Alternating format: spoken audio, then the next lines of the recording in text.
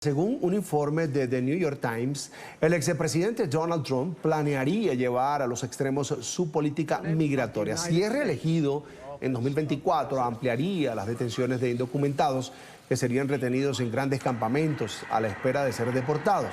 El informe también señaló que Trump reviviría otras políticas de línea dura, incluido el rechazo de solicitudes de asilo durante la pandemia de COVID-19. Esta vez, pues las negaciones se basarían en afirmaciones de que los migrantes son portadores de otras enfermedades infecciosas.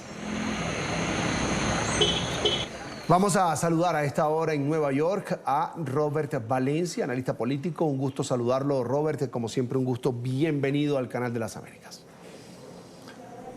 A ti, Carlos Eduardo, muchas gracias por la invitación. New York Times habla de deportaciones masivas si Trump vuelve al poder. Pero en sus discursos de campaña, Trump habla de regular la migración, evitar que ingresen al país personas que puedan representar un peligro para la seguridad nacional, personas que, por ejemplo, Robert, entran de manera ilegal a la Unión Americana y terminan, según ha dicho Donald Trump, en las pandillas. La diferencia es grande en ese discurso que manejan los medios de comunicación y lo que dice Donald Trump en sus eventos de campaña. Por ejemplo, un titular de La Voz de América dice: Trump planea amplias detenciones de inmigrantes indocumentados y campos de detención, habla de un informe, y esto realmente está lejos del discurso de Trump, al menos lo que hemos visto hasta ahora. No sé cómo lo ve Robert Valencia. Bueno, hay que ver precisamente, bueno, obviamente una cosa es lo que se dice en campaña y otra cosa son los hechos. Y evidentemente Donald Trump ya tuvo 4 años de presidencia en las cuales vimos lo detrimental que ha sido su política migratoria, no solamente con la separación de menores, por ejemplo, esto de la tolerancia cero, la política de que los inmigrantes tenían que quedarse en México, y el tema de las pandillas que obviamente, como tú mencionas, pues evidentemente también hay que analizar que si bien pueden existir personas que atraviesen la frontera, que no tengan buenas intenciones, como hace algunos días hubo un reporte de que integrantes del Tren de Aragua ingresaron a Estados Unidos, es decir, obviamente todos esos factores pueden ser factibles, nadie lo está negando. Ahora, en el tema de las pandillas, por ejemplo, hay que recordar que la Mara Salvatrucha no se creó en El Salvador, se creó en Estados Unidos. Y de hecho, Donald Trump deportó personas que crearon esa pandilla en Estados Unidos y que fueron deportados a El Salvador.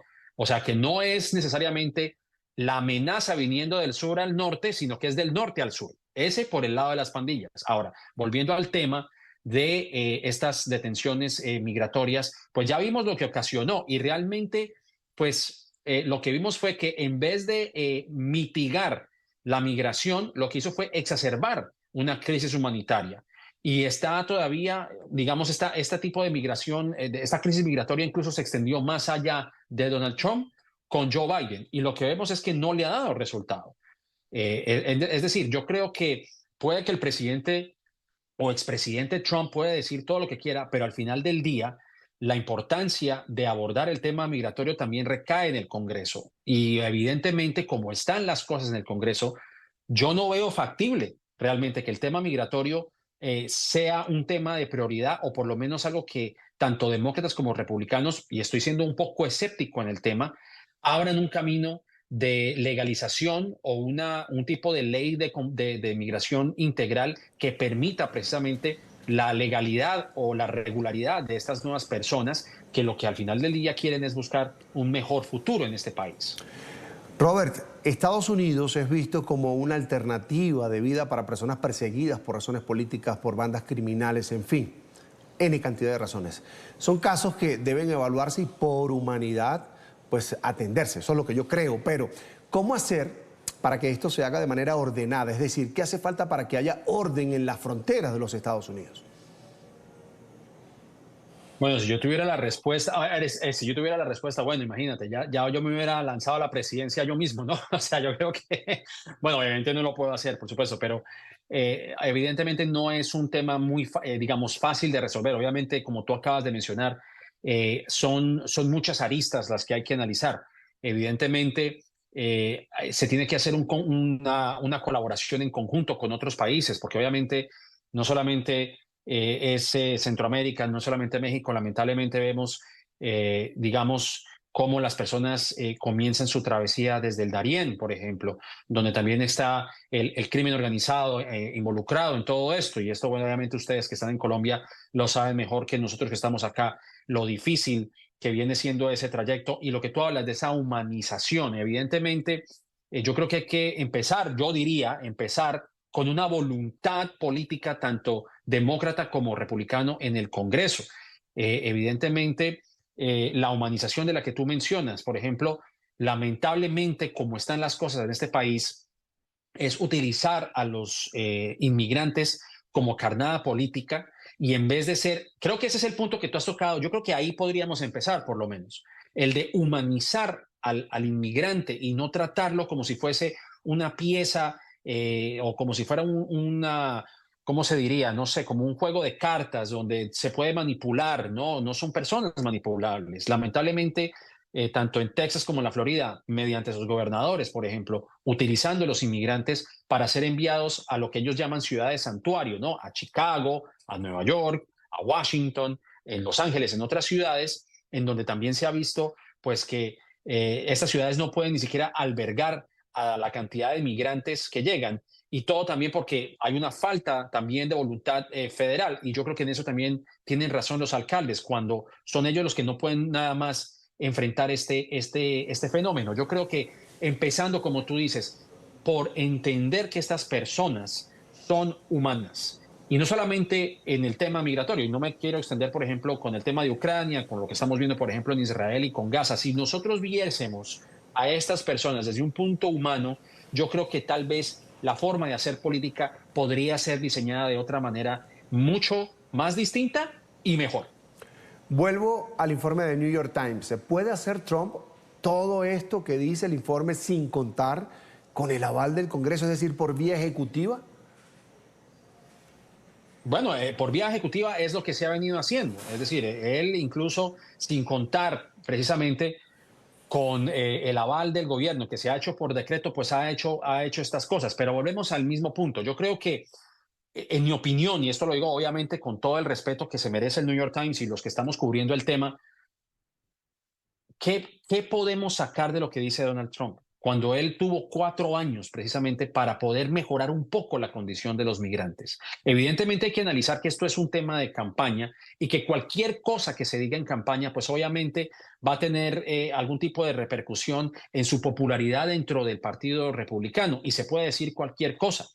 Pero si vemos el récord, porque es que hay que analizar el récord de Donald Trump, y el récord de Donald Trump frente al tema migratorio es paupérrimo desde el inicio de su mandato, porque hay que ver que no solamente es el tema migrante que perjudica a los hispanos o a cualquier individuo que cruce la frontera. Desde el primer día de su administración, en el 2016, en el 2017, él había implementado esta ley de prohibirle a ciudadanos de origen musulmán a que ingresaran en Estados Unidos. Y lo que vimos fue una catástrofe realmente en ese sentido. Entonces, ¿por qué tenemos que seguir escuchando a una persona que evidentemente no tiene ningún tipo de simpatía por los inmigrantes? Y hay que ir a los anales de la historia para ver cómo inició su campaña política de tachar a los mexicanos y por ende a los hispanos de narcotraficantes, de personas que no tienen nada que ver con lo bueno cuando llegan a Estados Unidos. ¿Por qué tenemos que seguir escuchando a una persona que realmente desconoce del tema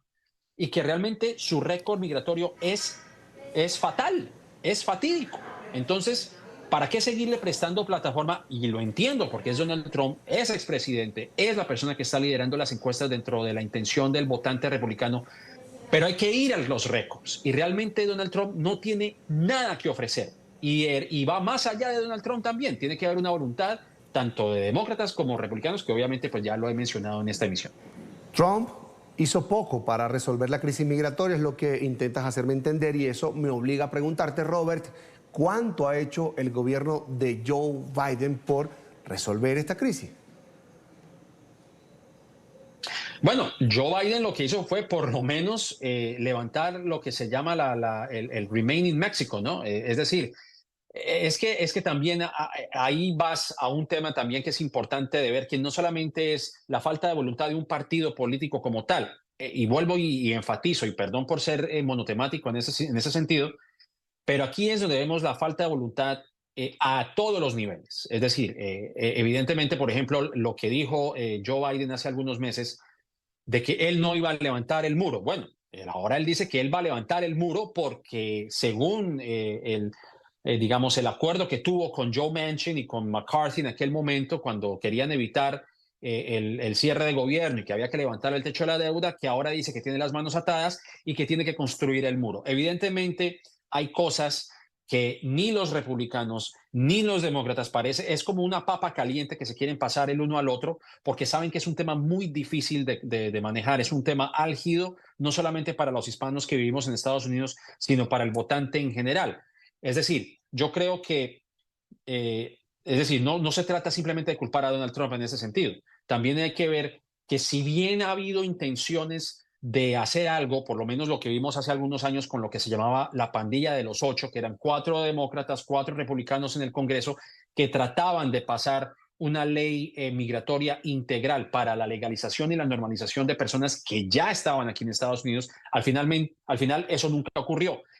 Y ahora sí que menos va a ocurrir en el contexto actual político que nos encontramos en Estados Unidos. Entonces, evidentemente, no solamente es Donald Trump, evidentemente el récord de Joe Biden, que con sus justas proporciones, pues tampoco es que haya tenido un récord satisfactorio. Y por eso vuelvo también a la crítica que le ha hecho Eric Adams, por ejemplo, de que el gobierno federal tiene que hacer algo más. Así que creo que es un tema que también involucra tanto a republicanos como demócratas, pero como el tema es Donald Trump y lo que él piensa hacer, pues evidentemente él ya tuvo la oportunidad y ahora ¿qué nos hace pensar que él va a hacer algo diferente en esta ocasión? Ahora, ¿cuánto pesa el tema migratorio en la política estadounidense? Sobre todo porque estamos en un año preelectoral.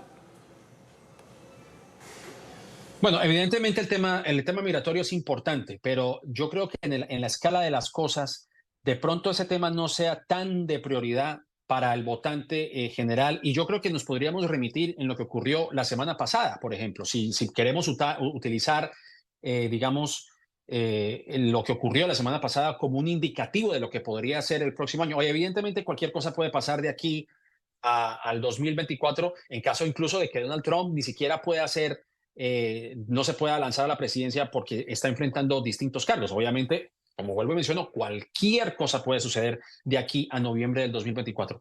Pero si pudiésemos utilizar como ejemplo lo que ocurrió la semana pasada, vemos que de los temas que fueron prioridad para las elecciones en Virginia, por ejemplo, o las enmiendas que estaban por pasarse en distintos estados, como el caso de Ohio, lo que primó principalmente fue el tema de los derechos reproductivos de la mujer.